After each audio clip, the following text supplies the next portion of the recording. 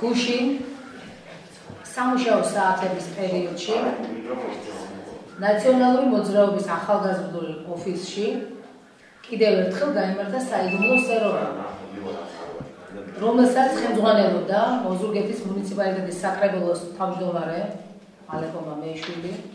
ერთი მხრივ, როცა შეხედავ სიტუაციას, ეს არ არის კანონის დარღვევა.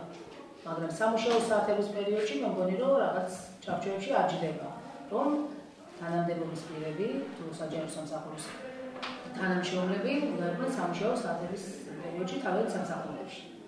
თვითონ გამოსვლებისგანაც შევიტყვეთ ისიც, რომ იქ იყო საარჩევნო სიებზე ლაპარაკი.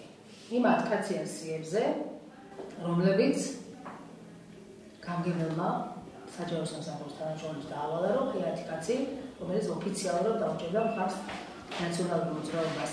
მიდან ხაზგასმით განაცხადო, რომ უმეტესი საჯარო საბიუჯეტო ორგანიზაციის ხელმძღვანელი გახდათ. იმდენ ჩამოგითვალოთ სამხატვრო სკოლის დირექტორი ახალასაძე, თეატრის სამხატვრო ხელმძღვანელი უტალაძე, მსახიობი ვერიკო ხოხუნაიშვილი,